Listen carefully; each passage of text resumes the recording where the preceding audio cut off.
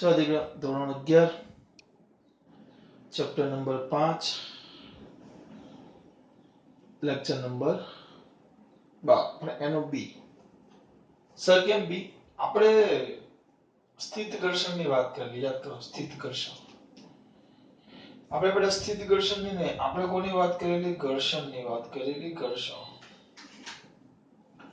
હવે એમાં થોડોક ટોપિક વધારવાનો છે આપણે વાત કરેલી ઘર્ષણની એમાં સહેજ આગળ જવાનું છે અને આ ફેરવાઈ જશે કયા ઘર્ષણમાં બેટા સ્થિત ઘર્ષણ આપણે વાત કોની કરેલી ઘર્ષણની હવે સહેજ આગળ જઈએ એને હું શેમાં કન્વર્ટ કરું છું દીકરા સ્થિત ઘર્ષણ સો સ્થિત ઘર્ષણ એટલે શું બરાબર કયું ઘર્ષણ સ્થિત ઘર્ષણ પહેલા ઘર્ષણ પહેલા હું તમને ઘર્ષણની વ્યાખ્યા આપું આપણે ભણી ગયા પેલી વાત કરી આ સપાટી છે સપાટીમાં આપણે જોઈ ગયા ગમે તેવી લીસી સપાટી હોય કોઈ પણ પ્રકારની લીસી સપાટી હોય કોઈ પણ પ્રકારની તો એ લીસી સપાટી પર તમે જ્યારે પદાર્થ મૂકો કોઈ પણ પ્રકારની લીસી સપાટી હોય એ સપાટી પર પદાર્થ મૂકો તો એ સપાટીને જ્યારે માઇક્રોસ્કોપ વડે જોવામાં આવે શક્તિશાળી તેના પર નાના ખાડા ટેકરા જોવા મળે ટૂંકમાં સપાટી ખરબચડી અને એ જ ખરબચડાપણું ક્યાં જોવા મળે ઉપરના પદાર્થ પર પણ અને બંને વચ્ચે કુલ વેલિંગ થાય જેને કારણે તમે જ્યારે બળ લગાવો ત્યારે પદાર્થ ગતિ કરતો નથી તો એ જે બળ ઉત્પન્ન થયું જે પદાર્થની ગતિનો વિરોધ કરે છે તેને જ ઘર્ષણ બળ કહેવાય પદાર્થ પર બાહ્ય બળ લગાડવા છતાં પદાર્થ ગતિ કરતો નથી તો આ પદાર્થની ગતિનો વિરોધ કરતા બળને જ કયું બળ કહેવાશે આ જે પદાર્થ છે પદાર્થની ગતિની વિરોધ કરતા બળને જ શું કહેવાશે ઘર્ષણ બળ અથવા જો આ બે સપાટી છે અત્યારે એવી જૂની ચોપડીમાં એવી વ્યાખ્યા હતી કે બે પદાર્થો પદાર્થની ગતિનો વિરોધ કરતા બળને પદાર્થની ગતિનો વિરોધ કરતા બળને ઘર્ષણ બળ કહેવાય પણ અત્યારે વ્યાખ્યા થોડી ચેન્જ થઈ છે સર થોડી એટલે કેવી રીતે સમજાવો અત્યારે વ્યાખ્યાને કેવી રીતે આપી છે લોકોએ કે જ્યારે બે પદાર્થ એકબીજાને જ્યારે બે આને પદાર્થની સપાટી પર મૂકું તો પદાર્થની સપાટી અને આ નીચે સપાટીની સપાટી બે સપાટી એકબીજાના સંપર્કમાં આવે અને જ્યારે આ એકબીજાની સાપેક્ષે ગતિ કરે લખીશ નહીં મેં તમને કીધું છે આમાં લખીશ નહીં આમાં બધું બોલીશ આના દરેક મુદ્દા ચોપડીમાં હશે એ બધા બોલીશ સમજાવીશ જે તમારે જાતે જોઈ લેવાના સમજવાના હવે આ બે સપાટી પર પદાર્થ મૂકો તો પદાર્થની સપાટી કોની સપાટી બેટા પદાર્થની સપાટી આ જે પદાર્થ છે એની સપાટી અને આ નીચે જે આપણી સરફેસ છે એ સપાટી એકબીજાના સંપર્કમાં આવે પછી જ્યારે આ બંને એકબીજાની સાપેક્ષે ગતિ કરે તો આ બંને આ સાપેક્ષ ગતિનો વિરોધ કરતું એક મંદ બળ લાગે મંદ એ મંદ બળને લોકોએ નામ આપ્યું ઘર્ષણ બળ ઘર્ષણ બળના ત્રણ પ્રકાર આવે સ્થિત ઘર્ષણ બળ ગતિક ઘર્ષણ બળ રોલિંગ ઘર્ષણ બળ સ્થિત ઘર્ષણ બળ ગતિક ઘર્ષણ બળ રોલિંગ ઘર્ષણ ઘર્ષણ બળના કેટલા પ્રકાર ત્રણ સ્થિત ઘર્ષણ બળ ગતિક ઘર્ષણ બળ રોલિંગ ઘર્ષણ બળ ઘર્ષણ બળના કેટલા પ્રકાર ત્રણ સ્થિત ગતિક રોલિંગ તમારો દીકરો અહીંયા ધ્યાન આપશે તો આપણે એમાં એનો પહેલો પ્રકાર જોવાનો છે સ્થિત સ્થિત શબ્દ પર ધ્યાન આપજો શબ્દ પર શબ્દ છે સ્થિત સ્થિત એટલે સ્થિર સ્થિર હોય ત્યારે એના પર લાગતું ઘર્ષણ એક સિમ્પલ વસ્તુ આ પદાર્થને મેં સપાટી પર મૂક્યો તો સ્વાભાવિક વસ્તુ છે નીચે તરફ કયું બળ લાગશે વજન બળ અને જેટલું જ નીચે તરફ વજન બળ લાગે આપણે વાત કરી જેવી સપાટી પર કોઈ પણ પદાર્થને મૂકો તો સપાટીને ઉપર તરફ એક બળ લાગે અને ઉપર તરફ કયું બળ લાગે બેટા લંબ બળ નીચે તરફ વજન બળ W બરાબર mg અને ઉપર તરફ લંબ બળ જેને આપણે n કહીશું અમુક વાર એને r વડે પણ દર્શાવવામાં આવે r ધ્યાન રાખજો એવું કોઈ ફિક્સ નથી કે n વડે અમુક વાર કેટલીક વાર એને r વડે પણ દર્શાવવામાં આવે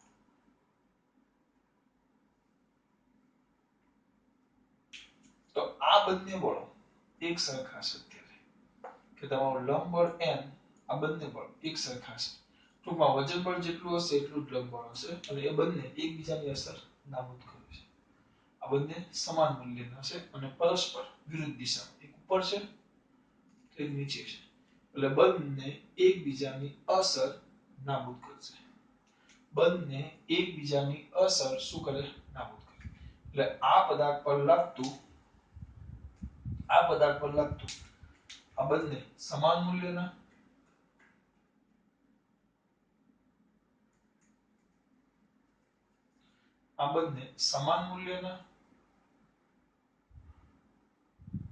સમાન મૂલ્યના અને પરસ્પર એટલે પરસ્પર એટલે વિરુદ્ધ દિશામાં, એટલે એકબીજાની અસર નાબૂદ કરે.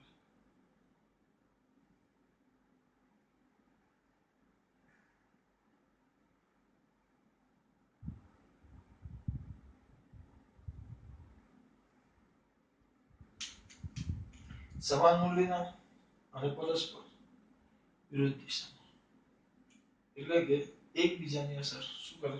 નાબૂદ કરે.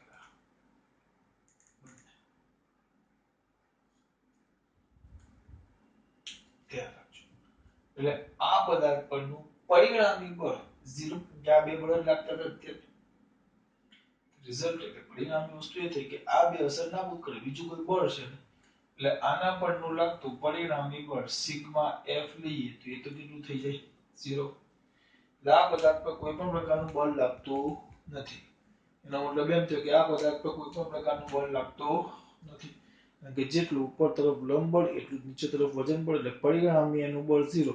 એટલે આ પદાર્થ અત્યારે કોઈ ગતિ કરતો નથી. બરાબર? ચલો. હવે જો આ ગતિ કરતો ન હોય તો સર તમારો વારો, ચોક્કસ મારો વારો બેટા. હવે કેવું થશે ખબર? આને શાંતિથી જોયા કરો.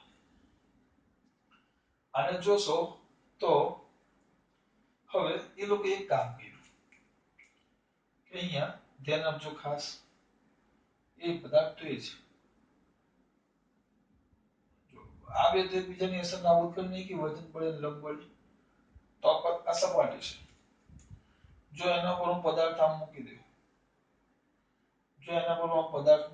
બરાબર? આ સપાટી છે. આના પર હું પદાર્થ મૂકી દઉં, સ્વાભાવિક વસ્તુ છે. જેવો પદાર્થ મૂકીશ, બરાબર મોટી બેન, તો હું કરું શું થાય કેવો મને?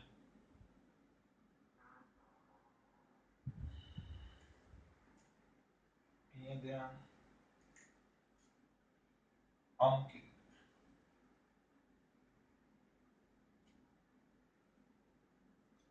હવે કરવાનું શું આપણે? એક જ મિનિટ, આમ મૂકી દીધું. તો હવે થશે શું? બોલો. અત્યારે કોઈ બળ જ નથી, બધા સ્થિર છે. હવે હું આ બાજુ F જેટલું બળ લગાડું, F જેટલું. આ પદાર્થનું દળ આપણે ધારી લઈએ કે આનું દળ m છે અને આના પર હું F જેટલું બળ લગાડું છું. પદાર્થનું દળ કેટલું છે? m. અને આ પદાર્થ પર હું કેટલું બળ લગાડું છું? F જેટલું. પદાર્થનું દળ કેટલું છે? m. આ પદાર્થ પર હું કેટલું બળ લગાડું છું? F જેટલું. તો સ્વાભાવિક છે. આપણે ભણી ગયા ન્યૂટનની ગતિનો બીજો નિયમ. શું હતો ન્યૂટનની ગતિનો બીજો નિયમ? કે F બરાબર તો સર ma થાય. તો કોઈ પણ પદાર્થ પર જો બળ લાગતું હોય તો A is equal to શું થાય બેટા? F by m. F બરાબર તો શું થાય? ma. તો A is equal to તો શું થાય? F by m. આ ન્યૂટનની ગતિના બીજા નિયમની વાત કરી. તેનો મતલબ એમ થયો, જો પદાર્થ, કારણ કે બાકીના આ બે બળોએ તો અસર નાબૂદ કરી નાખી, તો વધ્યો એક જ બળ. જો હું F જેટલું બળ લગાડું, બરાબર? અત્યારે આપણે એવું વિચારો કે આપણી પાસે ઘર્ષણ બળ નથી. વિચાર કેવી રીતે આવ્યો એ તમને બતાવું કે આ બે બળોએ તો અસર નાબૂદ કરી નાખી. હવે આ F બળ લાગ્યું, F બળ લાગે તો ન્યૂટનની ગતિનો બીજો નિયમ F બરાબર તો ma, તો A બરાબર તો F by m. તો પદાર્થ પર બળ લાગે તો એ કંઈક A જેટલા પ્રવેગથી ગતિ કરતો હોવો જોઈએ. એ પ્રવેગથી ગતિ કરતો હોવો જોઈએ. આ એક પ્રશ્ન થાય. કમ્પલસરી આપણો પદાર્થ એ પ્રવેગથી ગતિ કરતો હોવો જોઈએ. કમ્પલસરી આપણો પદાર્થ એ પ્રવેગથી ગતિ કરતો હોવો જોઈએ. કમ્પલસરી. આમાં ભૂલ ન થવી જોઈએ. બરાબર. પણ અહીંયા એ લોકોએ જોયું પદાર્થ પર બળ લગાડે, બ્લોક મૂકેલો છે, બ્લોક પર બળ લગાડે પણ પદાર્થ ખસતો નથી. સિમ્પલ વસ્તુ છે. તમે કોઈ મોટો બેન્ચીસ છે, બેન્ચીસ ને ધક્કો મારો તરત ખસી જાય. સર આમાંથી થોડુંક સમજાવું. ચલો વિચારો કે આપણે બધા અત્યારે તો ભેગા થયા નથી, પણ ભેગા થઈને આપણે સ્કૂલમાં પ્રવાસ, ટ્યુશનમાં પ્રવાસ ગોઠવે, તો આપણે બધા પ્રવાસમાં ગયા. ક્યાં ગયા? પ્રવાસ. પ્રવાસ પર ગયા છીએ આપણે. અહીંયા મસ્ત પ્રવાસ છે. આ બસમાં બધા આપણે બેઠા છીએ, આ બધી સીટો છે. રસ્તામાં સાપુતારા જતા હતા અને વચ્ચે પેલું ભૂખલન કેવું કઈ કે ને કઈ પથ્થર આવીને પડ્યો. પથ્થરનું વજન છે 300 કિલોગ્રામ. કેટલા કિલોગ્રામ? 300 કિલોગ્રામ. પથ્થરનું વજન કેટલા કિલોગ્રામ છે બેટા? 300. ધ્યાન રાખજો. પથ્થરનું દળ એટલે કે એ વજન કેટલા કિલોગ્રામ છે? 300 કિલોગ્રામ. હવે આપણને એમ થાય આ 300 કિલોગ્રામ છે પથ્થર, બરાબર. હવે એક એમાંથી એક જણ બહાર આવ્યો. આમાં તો બધા ભેગા નથી, તેના કારણ કોઈનું નામ કે તે પણ હવે મને કોઈ નામ જ નથી. એક છોકરો બહાર આવ્યો. પ્રવાસમાં એટલે છોકરા છોકરી બધા હાથે હોય. છોકરીઓ અંદર એટલે અમુક જણા પાછા વટ મારવા જાય, ઇમ્પ્રેશન પાડવા કે આ બધું ઇમ્પ્રેશન પાડી. તો ઇમ્પ્રેશન પાડવા માટે અહીંયા ઉભા રહી ગયા. બરાબર. નક્કી કરે કે આપણે એક છોકરો બહાર હતો કે આને તો એક આંગળીએ ધક્કો મારી નાખી દઉં. એક આંગળી. હવે છોકરો જો આમાં આના જેવું જ થશે. પથ્થર પડેલો છે તો પથ્થર પર નીચે તરફ વજન બળ અને ઉપર તરફ લંબ બળ લાગે. લંબ બળ નીચે તરફ વજન બળ જે એકબીજાની અસર નાબૂદ કરનાર. તો પથ્થર પરનું પરિણામી બળ કેટલું થઈ ગયું? 0. તો હવે આ છોકરો આમ બળ લગાડે, આમ આંગળી આમ ધક્કો પહેલા આંગળી અડાડે. પોતે એનું નામ કૃષ્ણ કનૈયો હોય, કાનો. તો એમ કે પોતે કૃષ્ણ છે. આંગળી ચસલી આંગળીથી આખો પથ્થર ઊંચો કર્યો. તો એ ભાઈ આમ આંગળીથી ધક્કો મારે તો પથ્થર ખસશે. 300 કિલોગ્રામ નો છે, પથ્થર ખસશે? કોઈ હિસાબે ન ખસે. 300 કિલોગ્રામ છે. પણ એ છોકરો તો આ છોકરાએ ચલો એક કામ કરીએ, આપણે થોડું બદલી નાખીએ. આ બાજુ ઉભો રહ્યો અને અહીંયા દોરી બાંધી પથ્થર સાથે. કેવું? દોરી બાંધીને ખેંચ્યું. તો એ છોકરો પથ્થર સાથે દોરી બાંધી અને ખેંચવા લાગ્યો. જોર લગા કે હૈશા. પહેલા એકલો ખેંચે, એક હાથે ખેંચવાનો પ્રયત્ન કરે. ટૂંકમાં છોકરો આ બાજુ F જેટલું બળ લગાડે છે, F જેટલું બળ લગાડે છે તો પથ્થર ખસવો જોઈએ. નિયમ પ્રમાણે તો આ જ નિયમ છે ને કે લંબ બળને એકબીજાની અસર નાબૂદ કરે. તો કંઈ પણ ભલે નાના એવા મૂલ્યનું બળ હોય તો બળ લગાડીશ તો બળને કારણે એનામાં કંઈક ને કંઈક પ્રયોગ ઉત્પન્ન થવો જોઈએ. પથ્થર દોડે નહીં પણ પથ્થર ખસવો તો જોઈએ જ. અહીંયા હું F જેટલું બળ લગાડું છું તો 1001% પથ્થર થોડોક તો ખસવો જોઈએ જ. પથ્થર ખસવો જ જોઈએ. અહીંયા પથ્થર ખસતો નથી. એવું ક્યારે બને કે હું અહીંયા હોય કોઈ મને આમ એક સિમ્પલ છે. ચલો અત્યારે તમે મને છો, તમે આમ કોઈ જો મને હાથથી આમ ખેંચે તો આગળ ન જાવ. કેમ ન જાવ? કારણ કે મારા પગ નીચે અડીલા જમીન. એવું થાય ત્યારે વૈજ્ઞાનિકોએ ત્યારે વિચાર્યું કે આને ખેંચો તેમ છતાં જતો નથી.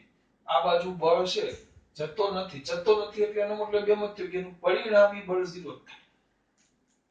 પદાર્થ નથી. આ ભલે અહીંયા તમે બળ લગાડ્યું, આ બે તો અસર નાબૂદ થઈ ગઈ. એટલે હવે આ બેને તો આપણે ભૂલી જ જવાનું કે આ બે છે એવું ભૂલી જ જાવ અત્યારે. તો હવે સિમ્પલ વસ્તુ છે, તમે આ બાજુ બળ લગાડો છો પથ્થર, તેમ છતાં પથ્થર ખસતો નથી. એનો મતલબ શું થાય? પથ્થર ન ખસે, પદાર્થ ગતિ ન કરે. એનું એક જ રીઝન હોય કે ભાઈ સિગ્મા F પરિણામી બળ કેટલું થાય? 0. પથ્થર અથવા પદાર્થ ખસે ને એનું એક અને માત્ર એક જ રીઝન કે ભાઈ એનું પરિણામી બળ 0 થાય. હું આ બાજુ બળ લગાડું છું તેમ છતાં પથ્થર ખસતો નથી. એનો મતલબ એક જ થાય કે આ બાજુ પણ કંઈક બળ લાગતું હોવું જોઈએ કે જે આ બળનો વિરોધ કરે અને એના જેટલું જ અને એની વિરુદ્ધ દિશામાં હોય. એના જેટલું જ અને એની વિરુદ્ધ દિશામાં હોય એટલે એ જ બળને આપણે નામ આપ્યું ઘર્ષણ બળ F. પણ અત્યારે પદાર્થ સ્થિર છે એટલે નામ આપ્યું સ્થિત ઘર્ષણ બળ Fs. એટલે સ્થિત ઘર્ષણ બળને ટૂંકમાં કહેવાશે F ફ્રિક્શન સ્મોલ f છે જોજો અને S એટલે સ્ટેટિક સ્થિત ઘર્ષણ બળ એટલે પદાર્થની ગતિનો વિરોધ ગતિ સ્થિર હોય ત્યારે બળ લગાવો તેમ છતાં ખસે નહીં એટલે આ બાજુ વિરુદ્ધ દિશામાં કોઈ બળ લાગવું જોઈએ જે પદાર્થની ગતિનો શું કરે વિરોધ તો એને જ આપણે કહીશું સ્થિત ઘર્ષણ બળ. સ્થિત કેમ કીધું કારણ કે પદાર્થ અત્યારે સ્થિર છે.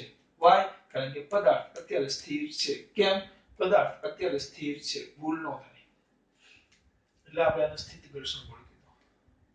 દીકરાઓ કઈ ખબર પડે શું બોલું છે એમાં ખબર પડી આમાં ચોક્કસ. હવે કોની વારી મારી વારી શું કરશું કે F અને Fs. હવે આ બંને બરાબર હવે આ વસ્તુ સમજજો હજી બાકી છે. ચલો આ છે આ પદાર્થનું દળ કેટલું હતું 300 કિલોગ્રામ મેં એવું લીધેલું છે.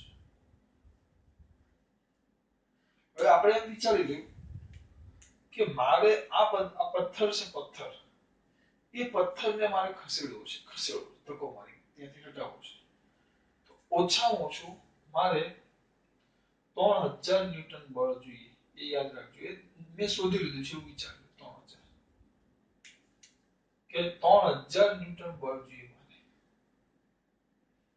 બરાબર આ પથ્થર ક્યારે ખસશે 3000 ન્યૂટન બળ. હવે વિચારો આ છોકરો છે એક છોકરો છે એ ખેંચે છે તો એ છોકરો મેક્સિમમ હવે આ છોકરા દ્વારા લાગતું બળ છે 30 ન્યૂટન બળ છે તો પથ્થર ખસશે આ બાજુ આ છોકરો 30 ન્યૂટન બળ લગાડે તો પથ્થર ખસે ખસેડવા માટે કેટલું જોઈએ 3000 ખસેડવા માટે કેટલું જોઈએ 3000 કરતા વધારે ખસેડવા માટે 3000 પેલું ખબર મૂકે એટલે કોલ વેલ્ડિંગ થયેલી તૂટી ગઈ 3000 તૂટી એટલે પહેલા છોકરો 30 ન્યૂટન બળ લગાડે એકલો તો પથ્થર ખસશે ના એનો મતલબ શું થયો પથ્થર ન ખસે એનો મતલબ શું થયો કે છોકરો આ બાજુ 30 ન્યૂટન લગાડે તો આ બાજુ ઘર્ષણ બળ પણ આ બાજુ ઘર્ષણ બળ પણ 30 ન્યૂટન લાગતું હશે તો જ એવું બની શકે સ્વાભાવિક છે જો આ બાજુ ઓછું લાગે ઘર્ષણ બળ છોકરો 30 ન્યૂટન પથ્થર ક્યારે હલે હલે ક્યારે 3000 છોકરો 30 ન્યૂટન બળ લગાડે તો પથ્થર પર એનો મતલબ શું થયો હલતો નથી 30 તો નહીં જડે એનો મતલબ શું થયો કે આ બાજુ પર વિરુદ્ધ દિશામાં 30 ન્યૂટન બળ લાગતું હશે છોકરો હજી બળ વધારતો જાય 30 ન્યૂટન છે એમાંથી 300 ન્યૂટન કરે તો એ પથ્થર ખસવાનો નથી એનો મતલબ શું થયો કે આ બાજુ પણ 300 ન્યૂટન બળ લાગતું હોય તો જ ન હલે ઓછું નહીં વધારે નહીં જો આ બાજુ વધારે તો આ બાજુ ખસવા લાગે કારણ કે આપણે તો સ્થિર છે એનો મતલબ શું થયો કે સંતુલનમાં છે એનો મતલબ શું થયો એનો મતલબ શું થયો કે પરિણામી બળ 0 છે તો આ બાજુ 30 ન્યૂટન છોકરો બળ લગાડે તો આ બાજુ 30 ન્યૂટન લાગે આ બાજુ 300 ન્યૂટન લગાડે એટલે હવે એક ને બીજા છોકરા બધા બળ લગાડે છે તેનો મતલબ એમ થયો હજી પણ ખસતો નથી એનો મતલબ શું થયો આ બાજુ પણ 300 ન્યૂટન એટલે કે આ ઘર્ષણ બળ છે 300 ન્યૂટન બળ હશે બરાબર હજી આગળ વધારતા છે 1000 ન્યૂટન બળ લગાડ્યું તો પણ પથ્થર ખસવાનો નથી તો એનો મતલબ એમ થયો 1000 ન્યૂટન પરિણામ ખસતો નથી એટલે 0 તો આ બાજુ બાહ્ય છોકરા વડે 1000 ન્યૂટન લાગ્યું તો આ બાજુ ઘર્ષણ બળ પણ 1000 ન્યૂટન થઈ જ ગયું હશે એમાં કઈ વિચારવાનું છે જ નહીં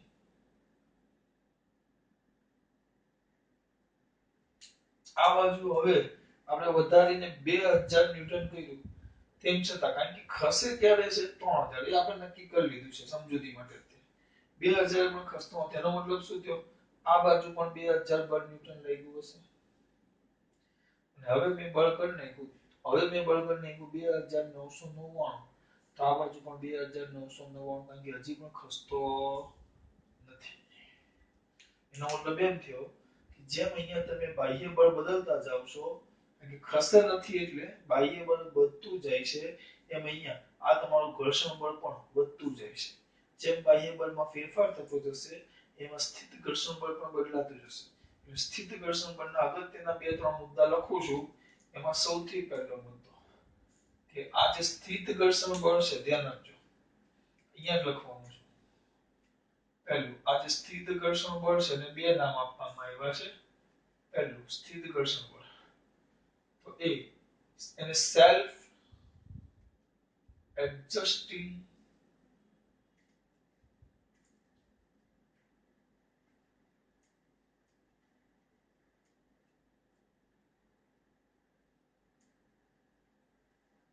ફોર્સ કહેવાય. કેમ શબ્દ સેલ્ફ એડજસ્ટિંગ, સેલ્ફ એટલે જાતે, એડજસ્ટ એટલે સેટિંગ કરવું, સેલ્ફ એડજસ્ટિંગ ફોર્સ.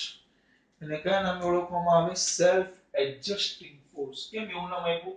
કારણ કે પોતે જેમ બાહ્ય બળ વધતું જાય છે, જો આની સાથે આ વધે, જો આ ન વધે તો પદાર્થ ગતિ કરવા લાગે.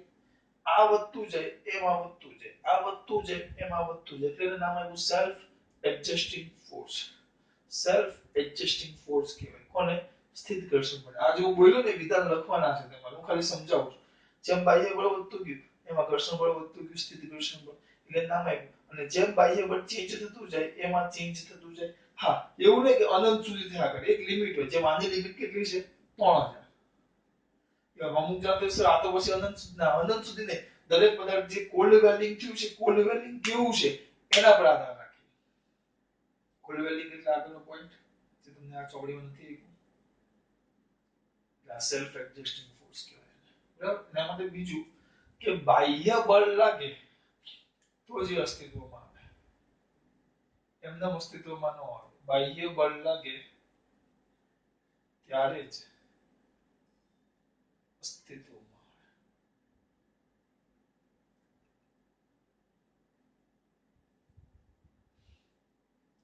આવે. ક્યારે અસ્તિત્વમાં આવે? જ્યારે પદાર્થ પર બાહ્ય બળ લાગે ત્યારે જ અસ્તિત્વમાં આવે. કોણ? સ્થિત ઘર્ષણ બળ. બાહ્ય બળ લાગે ત્યારે જ અસ્તિત્વમાં આવે. આમાં ભૂલ ન થવી જોઈએ. સર એટલે કે ખબર ન પડી. આગળ આવડી ગઈ. જેમ આ વધતું જાય 3000 સુધી ખસવાનું નથી. આ વધતું ગયું પણ ખઈશો ને એનો મતલબ શું થયું? કે ઘર્ષણ બળ એટલું વિરુદ્ધ દિશામાં લાગતું હોવું જોઈએ. જેમાં એડજસ્ટ થતું જાય, જેમાં બદલાતું જાય એની સાથે ઘર્ષણ બળ એડજસ્ટ થતું જાય. તેનું નામ આપ્યું સેલ્ફ એડજસ્ટિંગ ફોર્સ. બાહ્ય બળ લાગે ત્યારે. એટલે એનો મતલબ એમ થયો, જો આ પથ્થર હતો આપણો, આ પથ્થર મેક્સિમમ કેટલું લગાડી શકે?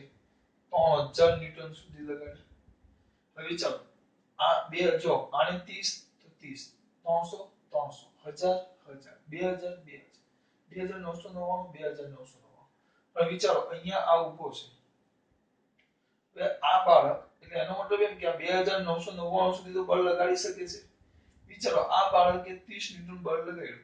હવે આ લગાડે કેટલું છે? આ બાળક આનાને આમ ખેંચે, આ બાજુ 30 ન્યૂટન બળ લગાડે છે. આની ક્ષમતા તો આ ઘર્ષણ બળ તો ક્યાં સુધી લાગે? 2999 સુધી. તો એવું થયું કે આપોઆપ જ એને 30 લગાવ્યું, સીધો અહીંયા 2999 આવી ગયો. કેવું થાય? ના, જેટલું આ હોય એટલું જ આવે. એટલે સેલ્ફ એડજસ્ટ થાય. અને એવું બને કે આ પથ્થર હતો અને આ છોકરો જેવો બહાર આવે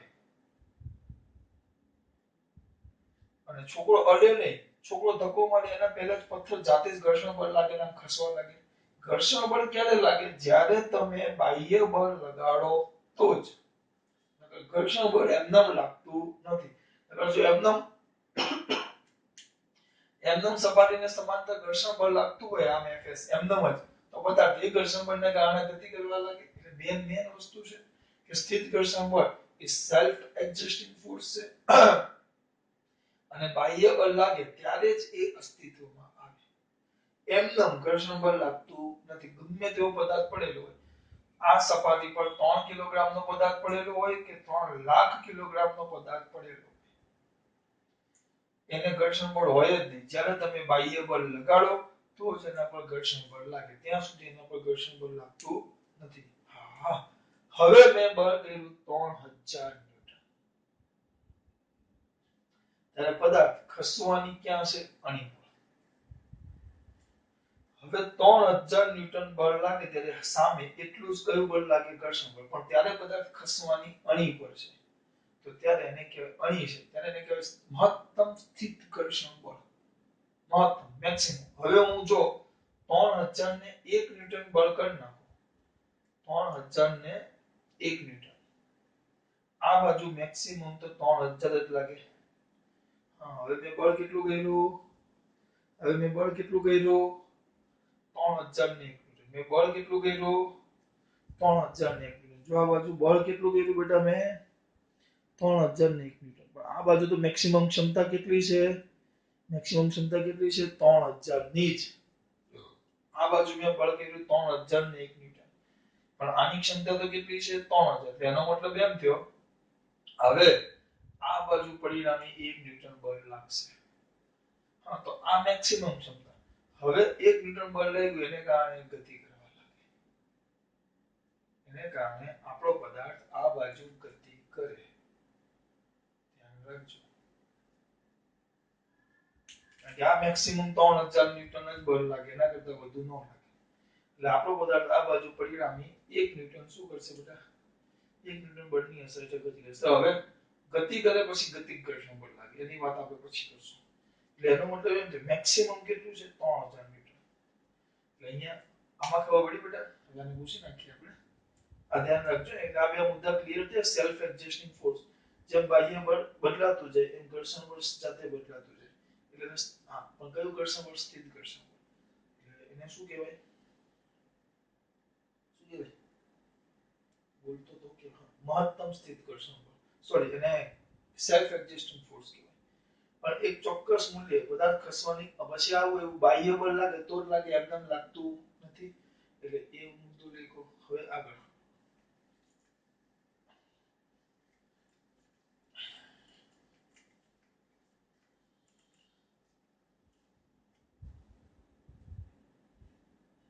અલગ છે આ સમજૂતી માટે.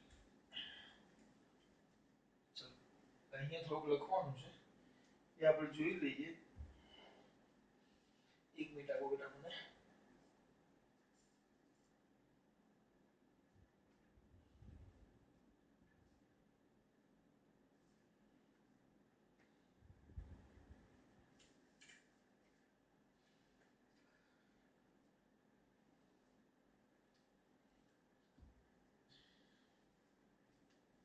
હવે અહીંયા ધ્યાન આપજો. જ્યારે મેં તમને વાત કરી આમ પથ્થર દોરેલો તો ક્યાં સુધી? 3000 સુધી નો ખસે. પણ જ્યારે 3000 ને 1 લાગે, 3000 ન્યૂટન આમ ખસવાની અણી આવી અણી. હવે 3000.0001 ન્યૂટન બળ લાગે તો એ ખસે.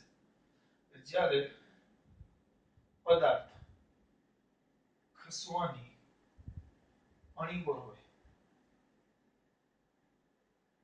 અણી પર હોય ત્યારે લાગતા મહત્તમ સ્થિત ઘર્ષણ બળ, સ્થિત ઘર્ષણ બળને મહત્તમ સ્થિત ઘર્ષણ બળ કહેવાય.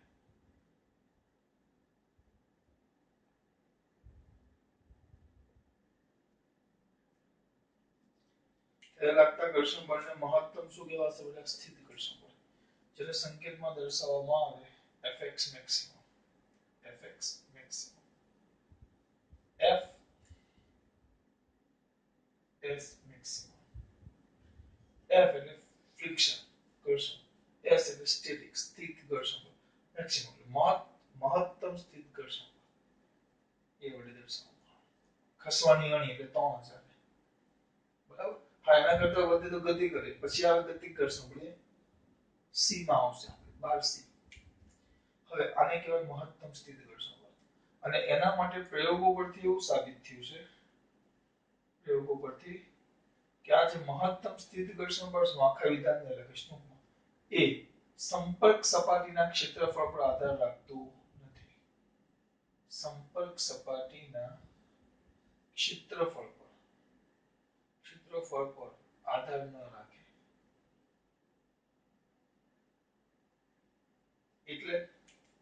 એટલે શું? સંપર્ક સપાટીના ક્ષેત્રફળ પર આધાર ન રાખે એટલે ચલો અહીંયા તેનો આ નીચે વિચારો. એ એમને એવું કેવું છે, આ નીચે સરફેસ છે, કઈક આ નીચે રસ્તો છે, રસ્તા પર તમે આ મૂકો, આની સપાટી જો આટલી થાય, લોગબુક આ લોગબુક ની આટલી સપાટી હવે એને સપાટી પર આમ રસ્તા પર મૂકીને તમે ખસેડો ત્યારે લાગતું સ્થિત સ્થિત ઘર્ષણ બળની વાત થાય અને એક આ ચોકડી જેનું સબસર્ફેસ વધી જાય તો આને આ બેને આમ અડાડો તો આની સપાટી સંપર્કમાં આવે તો એનું ક્ષેત્રફળ અને આની સપાટી સંપર્કમાં આવે એનું ક્ષેત્રફળ અને બંને પર બળ લગાવો તો સ્થિત ઘર્ષણ બળ છે એ આ ક્ષેત્રફળ ઉપર આધાર રાખતું નથી આપણને એવું લાગે કે ક્ષેત્રફળ વધારે એમ ઘર્ષણ બળ વધારે એવું નથી હોતું એને આ ક્ષેત્રફળ સાથે કોઈ લેવા દેવા નહીં એટલે સંપર્ક સપાટીના આ જે સંપર્કમાં આવતી હોય સપાટી આ પદાર્થને સપાટી પર મૂકો તો આ સંપર્ક સપાટીના ક્ષેત્રફળ પર આધાર રાખતું નથી પ્રયોગો પરથી એવું છે બેટા એટલે આપણે મેળવી પ્રયોગો પરથી એમ કહીએ એટલે સમજી લેવાનું કે આપણે સ્વીકારી લેવાનું છે હા અને બીજી વસ્તુ તે લંબ બળના સમપ્રમાણમાં હોય આ હું તમને ઈઝીલી સમજાય લંબ બળ એટલે ખરેખર કોણ છે વજન બળ જેમ વજન બળ વધારે એમ ઘર્ષણ એને હલાવવા માટે બળ કેવું લાગુ પડે સિમ્પલ એક સિમ્પલ વસ્તુ છે આ સપાટી છે એના પર 5 કિલોગ્રામનો પથ્થર છે 50 કિલોગ્રામનો પથ્થર છે તો આના પર વજન બળ mg 5g લાગે એના પર 50g લાગે તો લંબ બળ એના જેટલું થશે તો કોનું લંબ બળ વધારે થાય n1 વધારે કે n2 વધારે સ્વાભાવિક છે n2 એ મોટા છે n1 અને જેટલું વજન બળ હશે એટલું જ લંબ બળ હોવાનું g ની કિંમત 10 થઈ એટલે ચલો ભાઈ g બરાબર 10 તો આ 500 થાય તો 50 થયું તો મોટું કોણ n1 ને n2 તો મોટું કોણ n2 તો n2 મોટું તો આને ખસેડવા વધારે બળ આનું સ્થિત ઘર્ષણ બળ વધારે આ વધુ સમય સુધી હલે સિમ્પલ વસ્તુ છે તો fx મેક્સિમમ છે એક ક્ષેત્રફળ પર આધાર રાખતો નથી હા લંબ બળના સમપ્રમાણમાં લંબ બળ એટલે ઇનડાયરેક્ટલી વજનના સમપ્રમાણમાં એ સાચું છે એટલે આપણે એમ લખાય fx મેક્સિમમ ચલે છે n આપણે એવું પરથી સાબિત થયું છે જેમ n વધે એમ ઘર્ષણ બળ વધે હા સ્થિત ઘર્ષણ બળ પણ n એટલે લંબ બળ એટલે આપણા માટે તો એ વજન બળ જ છે સ્થિર ત્યારે ગતિ કરતા બદલાઈ જશે પાછા ઘટકો આવશે અત્યારે સીધી સપાટીની વાત કરી છે હવે ચલે છે કાઢ નાખો fx maximum is equal to mu sn ચલે છે કાઢો સપ્રમાણ કાઢો તો સપ્રમાણ કાઢો તો સ્વાભાવિક છે કઈ અચળાંક મૂકવો પડે તો અચળાંક છે mu s તો fs is equal to mu s ક્યાં જ્યાં mu s ને કહેવાશે સ્થિત ઘર્ષણાંક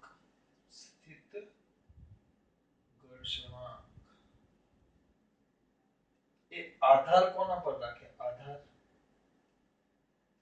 આધાર રાખે સપાટીના પ્રકાર સપાટી કેવી છે ખરબચડી છે લીસી છે અથવા ડાંબરની સપાટી ડાંબરનો રસ્તો હોય સિમેન્ટનો રસ્તો હોય આરસીસી એટલે આરસીસી નો રસ્તો હોય ડાંબરનો રસ્તો હોય કાચનો રસ્તો હોય તો ઘર્ષણ બળ બદલાતું છે તો ઘર્ષણાંક બદલાતો છે સપાટીના પ્રકાર સપાટીના દ્રવ્યની જાત પર સપાટીના દ્રવ્યની જાત પર એટલે મેં આગળ જે તમને ઉદાહરણ આપ્યું ડાંબર આરસીસી અને કાચ એ સપાટીનું દ્રવ્ય બદલે તો ઘર્ષણ બદલે અને હવે ડાંબરનો જ રસ્તો છે પણ ઘણીવાર તમે ડાંબરના રસ્તા લીસા હોય તો ઘણીવાર ડાંબરનો રસ્તો ખરબચડો હોય એ સપાટીનો પ્રકાર કે ડાંબરનો રસ્તો ખરબચડો છે કે લીસો છે એ અને ડાંબરનો રસ્તો અને ડાંબર કાચ સિમેન્ટ દ્રવ્ય બદલાય એ મેં બદલાતું છે અને થોડાક અંશે તાપમાન આજે સ્થિત ઘર્ષણાંક છે આટલી બાબત પર આધાર રાખે સર તાપમાન મગજમાં નથી બેસતું તાપમાન કેવી રીતે જો સિમ્પલ વસ્તુ છે તાપમાન વધે ઘટે તાપમાન બદલાય એટલે શું થશે દ્રવ્ય હોય દ્રવ્ય એક મિનિટ ખાલી બોર્ડ પર ધ્યાન આપો એક જ મિનિટ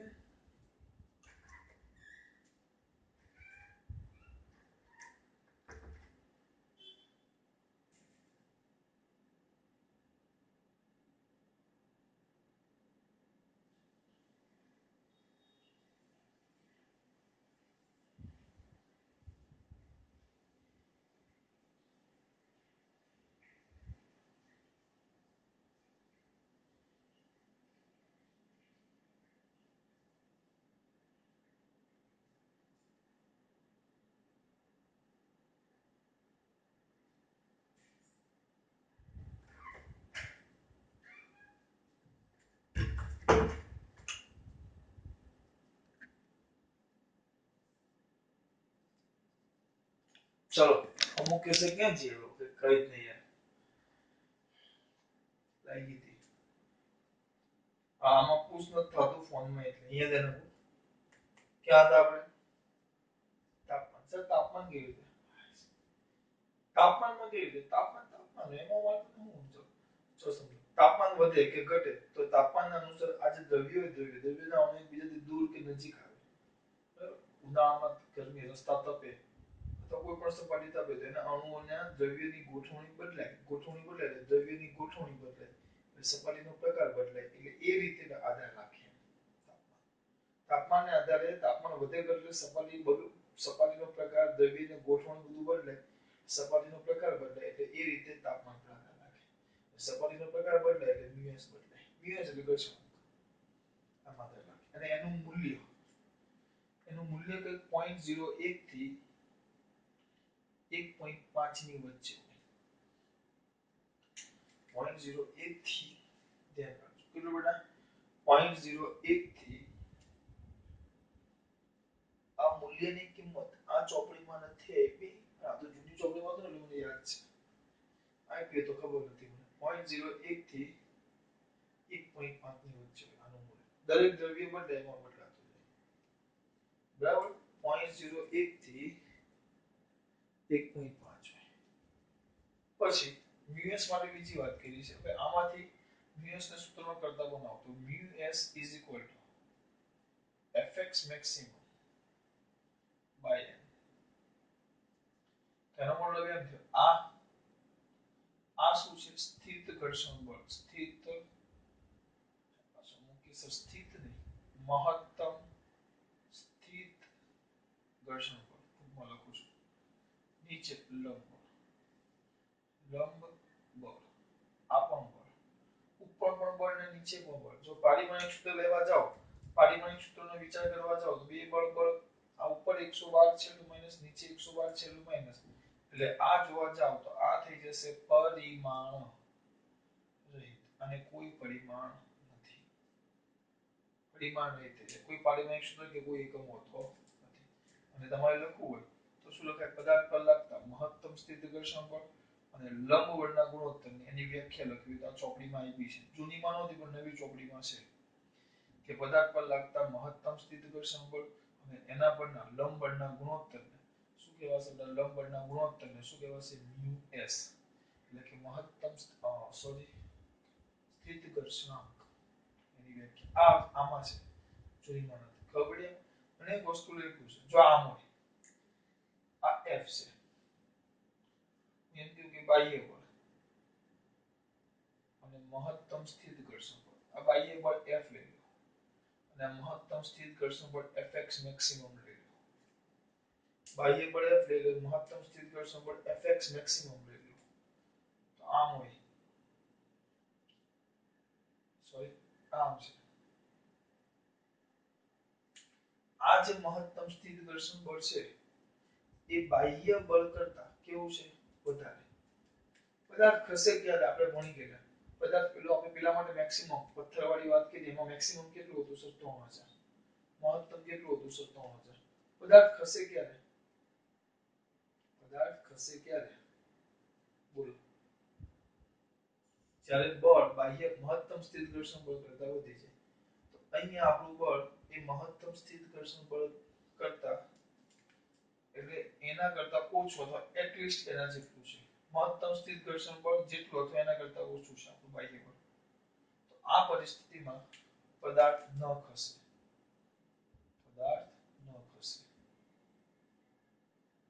અને આની જગ્યાએ હું પર આમ લખે fs ની જગ્યાએ મ્યુએસ એ બાહ્ય બળ f તો આપણે આ યાદ રાખો પદાર્થ ખસે ક્યારે જ્યારે fx મેક્સિમમ કરતા બાહ્ય બળ વધી જવું જોઈએ હા એના જેટલું હોય બાહ્ય બળ અને fx મેક્સિમમ 3000 હતું તો ખસવાની અણી પર હતું પણ ખસે નહીં ખસવાની અણી પર હતું પણ ખસે નહીં ખસવાની અણી પર હતું આ બંને એક સરખા હતા ત્યાં સુધી ખસવાની અણી પર પણ ખસે નહીં ખસે ક્યારે જ્યારે બાહ્ય બળ વધે એટલે કે આપણું જો બાહ્ય બળ એ મહત્તમ સ્થિત ઘર્ષણ બળ જેટલું અથવા એના કરતા ઓછું હોય તો પદાર્થ ખસે નહીં અને યાદ રાખજો જેટલું બાહ્ય અમુક વાર આના જગ્યાએ આમ લખે છે f less than or greater than μs ચોપડીમાં આમ આપ્યું છે